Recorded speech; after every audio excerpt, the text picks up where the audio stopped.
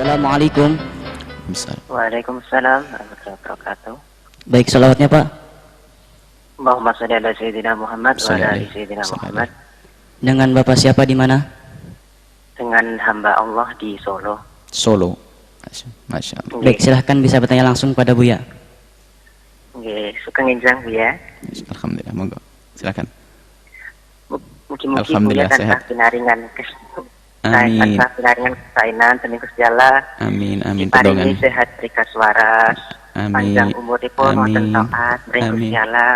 Amin. Mugi-mugi saged majelis al-bahsah menika wonten Amin. uji Bu ya. Amin, Kula sami, panjenengan sami. sedaya saged kempal menunggal wonten swarga niki. Amin, amin. Mbah nuwun petungane. Sami-sami. Amin, amin. Amin. Monggo. Nggih. Silakan. Gini Bu ya, saya punya anak, dia itu bakal kuliah ke luar negeri. Nah, terus dia nanti tinggal di satu camp, kayak satu kayak asrama gitu Bu ya. Nah, di sana kan dicampur antara yang Muslim sama non Muslim gitu. Terus, kalau dia kemarin tanya gimana hukumnya kalau kita pakai microwave yang itu sudah pernah dipakai untuk ngangetin makanan yang haram gitu, misalnya babi atau apa gitu Bu ya. Nah, itu di situ kalau itu najis gimana cara membersihkannya atau mencucikannya, atau kita nggak bisa pakai itu lagi Bu ya. Matur suwun Bu ya. Baik, salam. Assalamualaikum warahmatullahi wabarakatuh. Waalaikumsalam warahmatullahi wabarakatuh. Semoga Allah menjaga putra Anda atau putri Anda yang belajar di luar negeri tersebut. Karena kalau sudah ada seorang anak berangkat belajar di luar negeri di tempat yang seperti itu, memang harus banyak didoakan karena banyak godaan, karena berkumpul dengan orang non-muslim dan jauh dari orang tua, pergaulan juga seperti apa. Maka insya Allah putra atau putri bapak yang bertanya dijaga oleh Allah. Karena apa? Orang tuanya orang yang hati-hati seperti ini. Tapi apapun bentuknya, siapapun, jangan mudah melepas anaknya belajar dimanapun tempatnya, kecuali yakin akan aman di dalam urusan akidahnya, aman di dalam urusan akhlaknya, aman di dalam urusan kehormatannya, termasuk yang dikhawatirkan tadi, aman masalah kehalal haramannya. Baik, kalau orang berhati-hati seperti yang bertanya, semoga dijaga putra-putrinya. Karena bagi siapapun yang ingin ada punya anak mau berangkat ke luar negeri, dilihat dulu ke luar negerinya seperti apa. Karena keamanan di akhirat lebih kita cari dan kita damba. Baik, semoga yang bertanya dijaga oleh Allah, putranya dijaga oleh Allah. Baik, kemudian masalah bab wadahnya orang kafir. Di dalam para ulama sudah menjelaskan, kita diperkenankan menggunakan wadahnya orang kafir.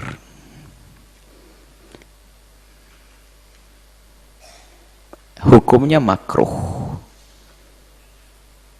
Biarpun dalam dugaan kita ya orang kafir makannya macem-macem. Kalaupun piringnya makannya habis makan babi, cara mencucikannya juga kita tidak pakai 7 kali basuhan 1 debu.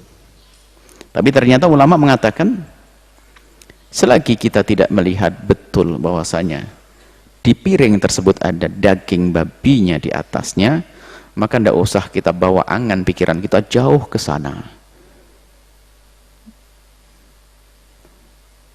Bahkan kita pun tidak perlu bertanya dan cari tahu.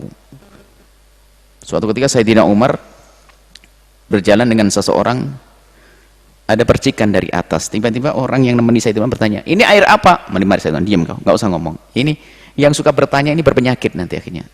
Hei ya akhi, tadi kau letakkan sini, ini tadi piringnya dipakai nggak? Ini banyak tanya, ribet kau, mati hidupnya nanti. Hidupnya capek nanti. Mau beli mobil ini siapa yang megang tadi?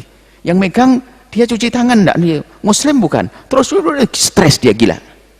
Islam mudah dia semacam itu. Biarpun seandainya piring itu sudah benar-benar dipakai untuk daging babi, Anda nggak tahu. Dan Anda pun tidak boleh banyak bertanya kok kepada teman yang Nasrani misalnya. Ya, saudaraku, tadi piringnya dipakai makan apa? Nggak usah tanya begitu.